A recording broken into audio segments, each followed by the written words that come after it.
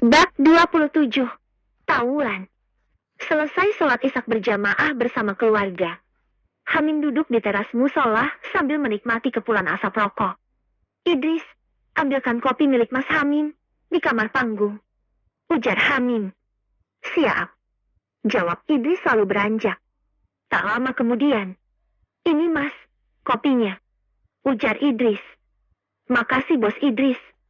Kata Hamim lalu menyeruput kopi. Mas, beli kulkas kenapa? Biar aku bisa minum air dingin, kayak di rumah temanku. Kan sekarang musim kemarau. Kata Idris sambil main game Hings Domino Island. Bu, besok beli kulkas. Anak ibu yang bungsu minta kulkas itu. Kata Hamim. Iya besok ibu beli di pasar. Jawab sang ibu. Beli yang 2 pintu bu, yang agak besar. Barangkali ibu mau nyimpan daging atau sayur dan buah. Sahut Rarin. Iya, sahut sang ibu. Waktu terus berlalu. Tak terasa, 1 tahun 6 bulan sudah. Hamim tinggal bersama kedua orang tuanya. Hamim telah membuatkan rumah lantai 2 untuk Andi kakaknya. Hamim juga telah membuatkan rumah lantai 2 untuk Ririn kakaknya. Juga membuatkan rumah untuk bapak ibunya. Namun, Hamim tinggal sendirian di rumah gubuk bambu bekas milik orang tuanya. Kehidupan keluarga Hamim perlahan membaik dan mapan. Walau keluarga Hamim hidup berkecukupan, keluarga Hamim tetap hidup sederhana dan tidak sombong, tetap rendah hati. Dan Hamim pun mempunyai banyak perubahan. Hamim yang tumbuh dewasa bertambah ganteng. Dan telah naik kelas 3 SMA karena setiap hari bergaul dengan orang-orang kaya dan tinggal di kota besar. Lambat laut Hamim agak nakal. Namun, Hamim tetap berusaha menjaga sholat 5 waktu. Sepulang sekolah, Hamim dan beberapa teman sekolahnya nongkrong di sebuah kafe yang tak jauh dari tempat sekolahnya. Di saat enak-enak menikmati secangkir kopi dan sendal guro bersama teman-temannya. Datang puluhan siswa dari sekolah lain, langsung menyerang Hamim dan teman-temannya. Mendapat serangan dari siswa SMA lain, Hamim dan teman-temannya balas menyerang. Siang itu, di depan kafe pinggir jalan, terjadi tawuran antara pelajar. Hamim yang dikenal sebagai salah satu pelajar pendiam dan pemberani di SMA Florida, maju membalas serangan dengan pukulan.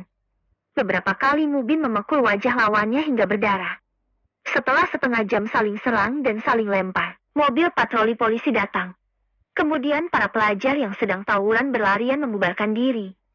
Bella yang baru keluar dari pintu gerbang sekolah SMA Florida, melihat Hamim dan Haris berjalan dengan kepala berlumuran darah. Mas Hamim, kenapa kepalamu? Kok baju seragammu banyak darahnya? Tahya Bella terkejut. Kami habis tawuran dengan siswa lain. Kami diserang waktu nongkrong di kafe sebelah. Jadi, kami balas menyerang. Ini Hamim terkena pukul tongkat kayu di bagian kepala. Ujar Haris. Kang Sutris, antar ke rumah sakit Harapan. Ujar Bella pada sopir pribadinya. Iya, Non. Jawab Kang Sutris kemudian menyalakan mesin mobil Kijang Innova. Haris, bawa Mubin masuk ke dalam mobil. Kita ke rumah sakit. Seru Bella sambil membuka pintu mobil. Iya Bella. Jawab Haris lalu merangkul Hamim masuk ke dalam mobil. Tak lama kemudian, mobil melaju agak kencang ke rumah sakit Harapan. Selang setengah jam, mobil berhenti di lorong pintu masuk UGD. Bella dan Haris buru-buru keluar mobil, lalu berjalan ke ruang perawatan. Selamat siang dokter. Sapa Bella yang berdiri di depan pintu. Siang juga. Bawah masuk sini. Kenapa ini? Tanya sang dokter sambil melihat Hamim. Kecelakaan motor dokter. Adu banteng dengan bus patas di terminal. Jawab Bella berbohong. Kalian tunggu di ruang tunggu depan ya? Kata dokter kemudian memeriksa lukanya Hamim. Baiklah dokter. Jawab Bella kemudian keluar ruangan bersama Haris. Haris, kok bisa Hamim luka parah gitu sih? Mata kirinya sampai bengkak gitu. Tanya Bella. Perasaan, kamu gadis pendiam dan cuek di sekolah. Kok sekarang, tiba-tiba kamu perhatian banget sama Hamim? Jangan-jangan kamu suka ya sama Hamim? Ujar Haris. Kamu itu? Ditanya. Malah ganti bertanya. Iya, aku memang suka sama Hamim sejak pertama sekolah. Tapi, Hamim cuek saja sama aku. Makanya, aku bawa dia ke rumah sakit sekarang. Ayo, jawab pertanyaanku tadi. Kata Bella. Aku dan Hamim juga teman-teman sekolah tadi nongkrong sambil ngopi di kafe sebelah sekolah. Tiba-tiba datang puluhan pelajar dari sekolah lain. Lalu kami diserang. Karena diserang tiba-tiba, ya kami melawanlah. Walau kami kalah jumlah, tapi kami tetap melawan. Kalau nggak ada Hamim tadi, kami pasti kalah dan babak belur dihajar habis-habisan. Hamim itu yang maju di depan melawan puluhan lawan sendirian. Lalu, kami pun membantu Hamim. Untung mobil polisi datang. Dan kami lari membubarkan diri. Lalu ketemu kamu di pintu gerbang sekolah. Ujar Haris. Kalian diserang tiba-tiba itu. Mungkin salah satu pelajar dari sekolah kita ada konflik dengan anak SMA lain. Jadi, balas dendam pada kalian yang tidak tahu apa-apa. Coba, nanti aku cari informasi. Ujar Bella. Siapa yang membiayai pengobatan Hamim di rumah sakit ini? Aku tidak bawa uang. Dompetku ada di dalam tas, di mobil. Tanya Haris. Ya akulah. Kan aku yang membawa ke rumah sakit. Sahut Bella. Keluarga Hamim Jasusuli. Panggil seorang suster. Iya suster. Sahut Bella kemudian berjalan mendekat. Silakan masuk. Ujar suster. Bagaimana dokter? Keadaan Hamim teman saya? Tanya Bella. Lukanya tidak terlalu serius. Hanya luka memar saja. Dalam waktu 1 minggu, akan sembuh. Sekarang boleh diajak pulang. Ujar sang dokter. Baiklah dok, terima kasih banyak. Ujar Bella kemudian menyelesaikan urusan administrasi. Hamim dan Haris juga Bella berjalan keluar ruangan UGD menuju pintu keluar. Ayo aku antar pulang. Ujar Bella sambil berjalan. Gak usah Bella, aku pulang naik taksi saja. Terima kasih Bella, telah dibayarin berobatnya. Ujar Hamim. Ya sudah. Haris, ini uang buat naik taksi. Kata Bella sambil menyodorkan 2 lembar 100 ribuan. Iya Bella, terima kasih. Ujar Haris. Oke, aku pulang dulu. Mas Hamim, semoga lekas sembuh. Seru Bella lalu naik mobil. Iya Bella, terima kasih. Sahut Hamim. Pak, taksi ke SMA Florida. Kata Hamim. Iya mas. Silahkan naik.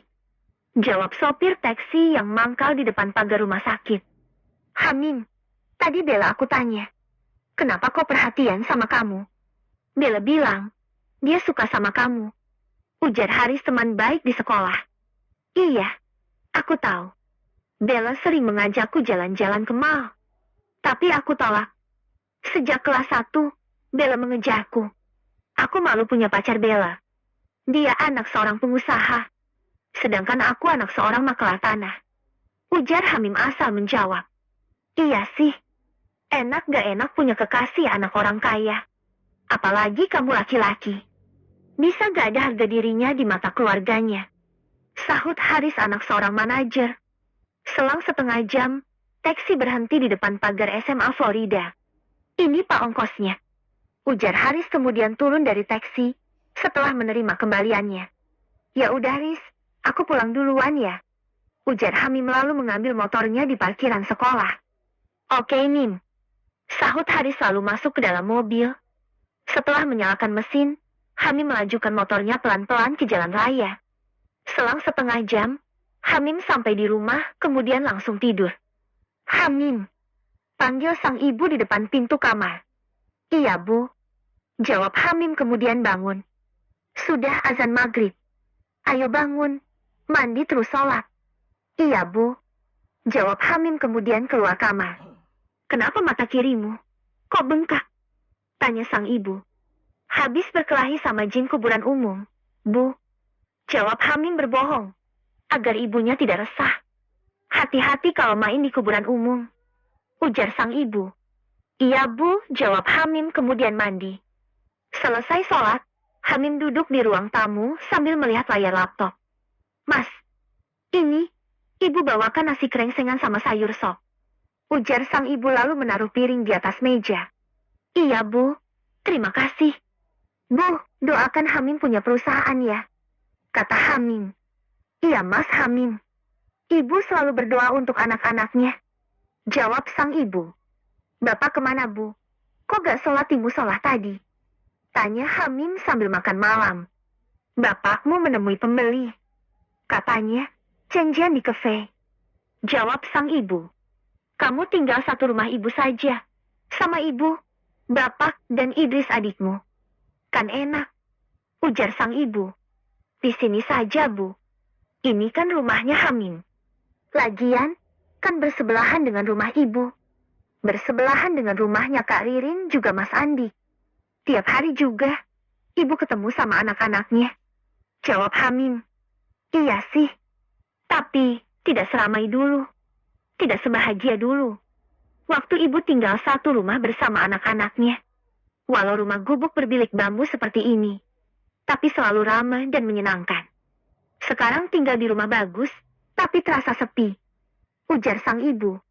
Ibu, semua itu ada masanya. Anak-anak ibu sudah pada besar, sudah dewasa, dan mempunyai jalan hidup masing-masing. Sibuk dengan kehidupannya. Kalau rumah ibu kepingin rame suara anak-anak, bapak dan ibu bikin anak lagi. Bikin 2 saja. Nanti pasti lama rumah ibu. Kata Hamim. Bikin anak. Ibu sudah tua. Nunggu cucu saja. Ya sudah, ibu mau pulang. Idris di rumah sendirian. Ujar sang ibu. Iya Bu.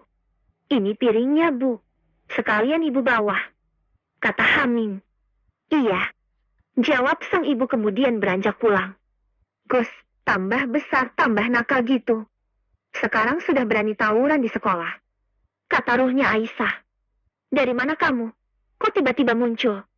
Tanya Hamim sambil melihat video konstruksi bangunan. Dari rumahnya abahku. Jawab Aisyah. Aku sebenarnya gak tawuran. Tapi, membela diri. Enak-enak ngopi kok. Temenku dipukuli. Ya aku belah. Ganti aku pukul. Akhirnya tawuran. Kata Hamim. Nanti aku obati Gus, luka di kepala dan di mata sebelah kiri. Ujar ruhnya Aisyah. Iya Aisyah. Gak enak kalau buat melihat. Kata Hamim. Iya Gus. Bangun tidur, nanti sembuh seperti sedia kala. Ujar ruhnya Aisyah. Ya sudah, ayo sholat isya. Aku juga mau tidur, ngantuk. Kurang tidur 2 hari ini. Ajak Hamim. Kemudian beranjak ke musola.